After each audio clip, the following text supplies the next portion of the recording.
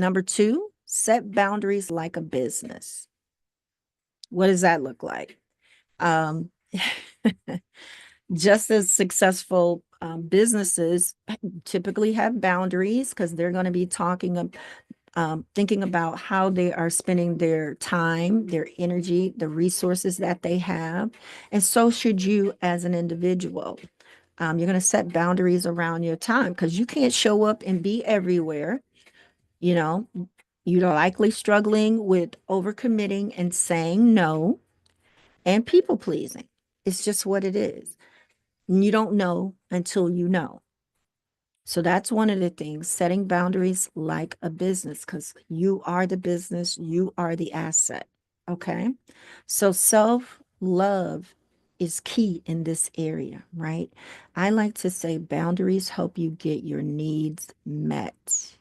If you have no boundaries and you're always up showing up saying yes to everything, and with great reason, because it's a community or a thing that you really desire and you want to be seen and heard. But what is it truly costing you, right? You're overcommitting.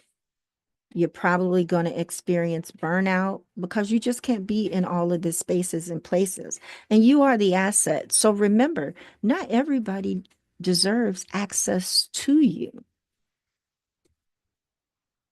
And when you're not honoring your boundaries, it's a form of self-sabotage. Okay?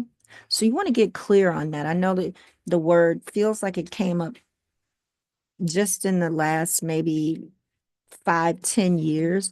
I know when I was growing up, that word didn't exist. My family did not have boundaries. People's boundaries were getting violated all over the place. And I'm sure that I was doing some violating too, because that's what we knew. But the boundary is there to help you get your needs met, to identify what you do and don't like, what you do and don't want, to honor the commitments that you make to yourself. Okay. So, and you can tell by the things that drain you, you know, relationships, overcommitting at work or over volunteering for things that you know you don't have time to do, and you're fitting it in somewhere so that you don't even have time for yourself. That's an act of self-sabotage. We're going to stop doing that, okay? All right. So, number two, set boundaries like a business. Okay.